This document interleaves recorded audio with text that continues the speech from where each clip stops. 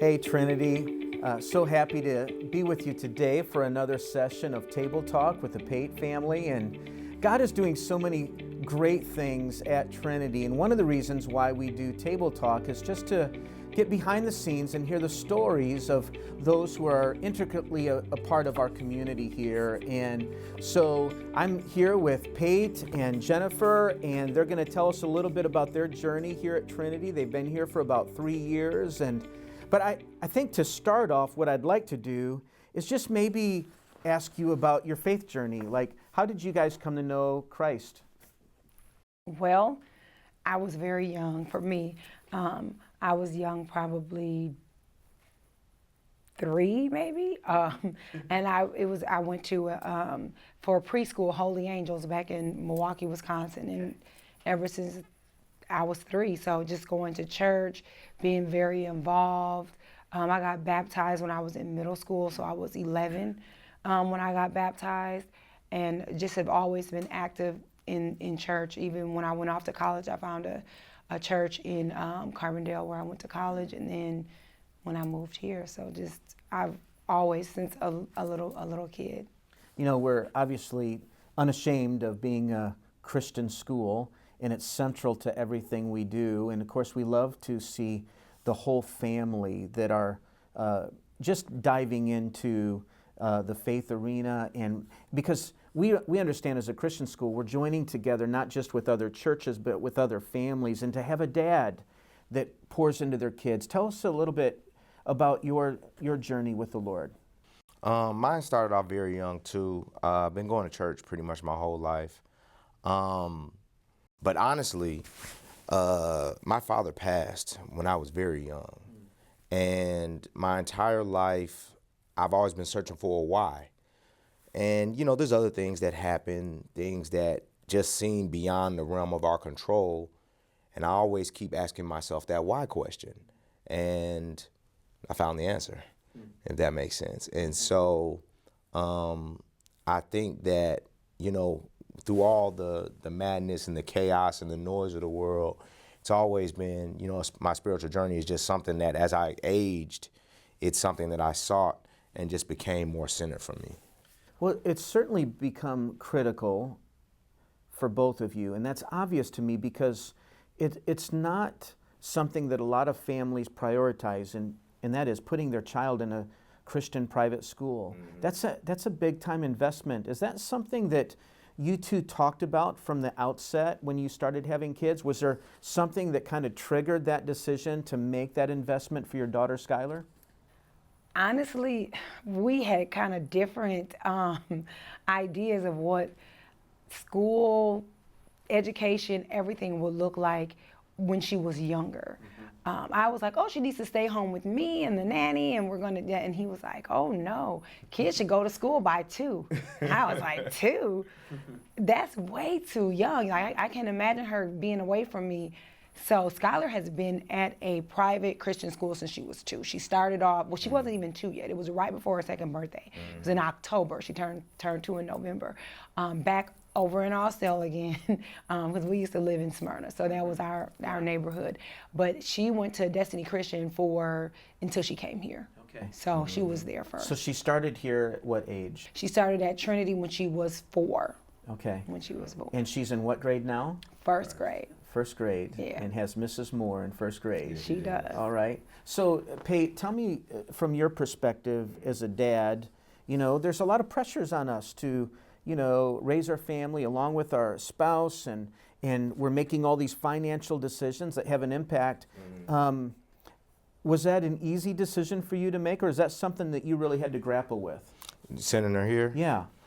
Here, no, because she had been going to, you know, private Christian schools before. I think coming here I honestly feel like it was in the spirit, to be quite frank. The true story is that we were in Smyrna. We moved out here for bigger house, golf carts, you know, just more of a community feel. Right. And Skylar was starting pre-K 4, and she didn't get in the lottery at Kedron. And so Jen was like, well, I just got to pray on this. And I was like, all right, well, let's pray on it and figure out where she's going to go. We had a friend of her mother's, Dr. Morgan, who was on the board at Trinity all the time. I'm not sure if she's still on the board. She is. And she was like, well, you know, Trinity's right here. I mean, I was like, oh, well, we got to take a look at that. And we just fell in love with it. And I mean, it's just, and again, I feel like that was the Lord. I mean, it all worked out perfectly. And we've been here ever since. So you had said, even in your own faith journey, the why was a critical question for you when you're dealing with suffering and loss. Okay, where's God at in the middle of all this? Well, what about Christian education for Skylar? Are you able to answer that why? Like, because we're looking at what do we expect to see? Yeah. You know, there's an investment there. So what do you expect to see as a result of that investment? I think we're seeing it. Skylar, for example, we had over 30 guests for Thanksgiving, and Skylar led the prayer.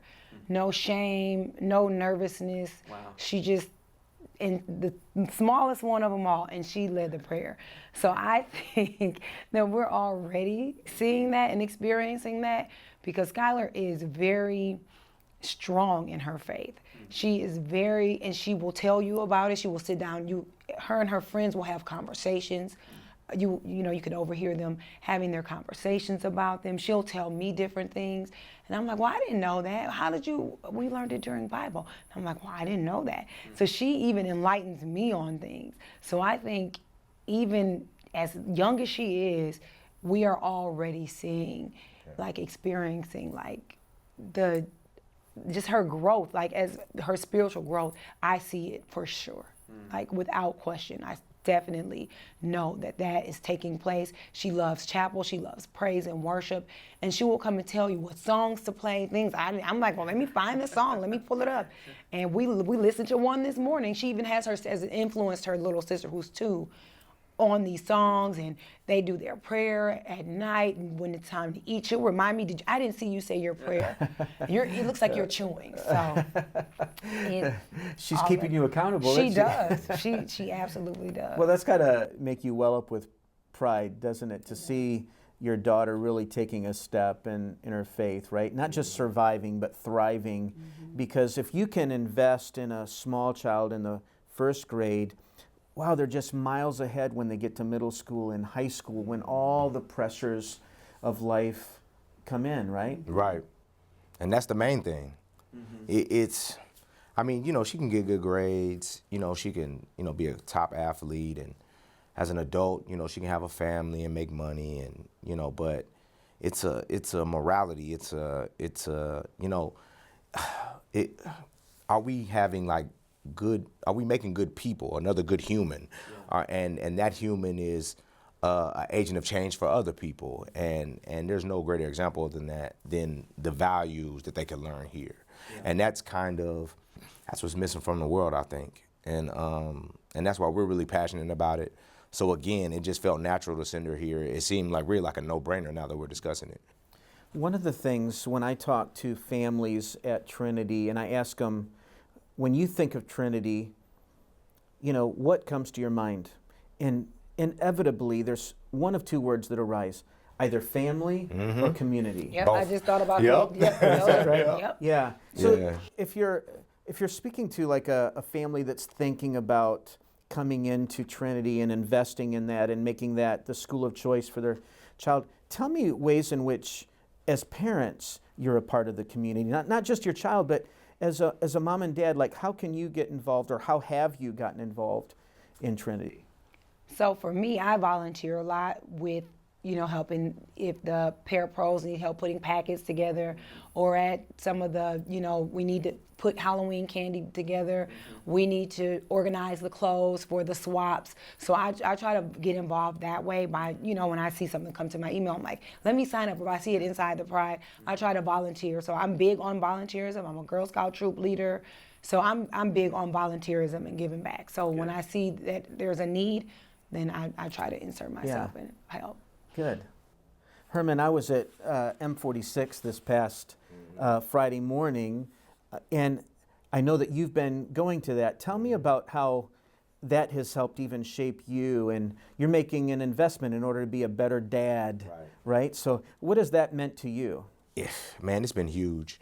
I shared with you a moment ago that I lost my father when I was very young. So being a father was, I take it very seriously, maybe too serious sometimes. But you know, I was just telling, yeah, I'm not your friend, I'm your dad. But it can't be. I love M46 because it offers a different. It's not only support, but it offers like a different spin because it looks at it from the lens of the Bible and Christianity and how we're, you know, not an authoritative leader, but how we're supposed to be an influential leader and what that means to raise our kids, you know, a certain kind of way and what it means for us and how we have to grow. And I just love that. And I feel like just a short time, I guess I've been going like around a year now, I feel like I'm a better dad and husband because of it. And I think that it's awesome, you know, back to the, again, family and community, that we have those, I mean, the resources, I don't want to use the word resources, but just things at our disposal. I love how it's just so inclusive just to bring everybody in, and we just have this close knit. I joke with my wife, I say being down here is like living in like the 1970s or 80s. It's just, you know, everybody's checking on everybody. We're praying for everybody, you know, and it's just beautiful, you know? Yeah. When you look at Skylar's in first grade right now, you've got a 2-year-old. Let's fast forward 20 years, 25 years. When you see your daughter down the road, what do you want to see in her? What's your vision for your children? I just want them to be happy, healthy, thriving, good citizens that live with integrity. They have a moral compass. They know who they belong to. I think that is so important because whenever you stray, I feel like if you have that foundation, whenever you stray, you know to get back on track. You know how to get back on track through prayer, through, you know, just being spiritually fed. I think that's something that's so important because nobody is perfect, and I'm trying to raise the perfect children, but they are going to make mistakes. I have to understand, they have to accept that. So I think as long as they have that foundation, that when the time comes for them to make a mistake or stray, they're going to always lean back on their foundation and lean into who they belong to. That's good. For me, I would say pride. And that first starts with being proud of who you are. I think that, you know, my wife was talking about like straying or different things of that nature. If you're proud of who you are and you're centered in self, that's the most important thing, just kind of being self-assured. I think when you're not sure, it just kind of leads you down the path. The other thing is I'd like my daughters to be prepared for anything. That's really important to me because when you're prepared, it's like, oh, okay, I know what's about to happen, and you don't lose your head and you're prepared. And then lastly, I want them to be academic leaders. And I mean, I just want them to be critical thinkers. And it's interesting because those three things, I think they are lacking in our community as a whole, but they're also a definite need in the African American community. And I think that there's a lot of things that are happening, but when you have those foundations, like you said, like you said, I think it mitigates a lot that, and then they can go out and be those successful people that you hope for, and kind of take. It's kind of the elders are always talking about passing the baton, and they're ready to take that baton and run with it and usher us in, if that makes sense. Yeah. And that's what I'm looking to get for. You know, academic rigor, pride, and preparedness. And I think you guys already have it on the sweatshirt. It says preparation. I already see it. Preparation and brotherhood, yep. Right? And then the lion, that's pride. So that's I love it. Yeah, no, it's good. Well, we're just so grateful that you're a part of our community. You add so much to what Trinity has to offer. and we're certainly better together than we are apart. And there's so much division in the world. If we can find a way to love our neighbor as ourselves, first to love God with all our heart, soul, mind, and strength, and then to love our neighbor as ourselves. I think if we can have that rooted in our lives, wow, if I see that in Skylar down the road where she can truly love her neighbor and she can certainly flourish in academics, in her vocational calling. We don't even know what that is yet, but to see her as being a beautiful wife and mother and, you know, citizen in the community, I think that's something that as the head of school at Trinity, I would be so proud of, right? Well, Trinity, this is just another look at what God is doing here in our community. And Skylar, you're blessed to have a mom and dad that truly love you enough to send you to a place like Trinity. And I don't take it for granted. There's sacrifices being made by all of our parents and sometimes our grandparents and extended family. But thank you to all of you for being a part of this amazing community here at Trinity Christian School. God bless.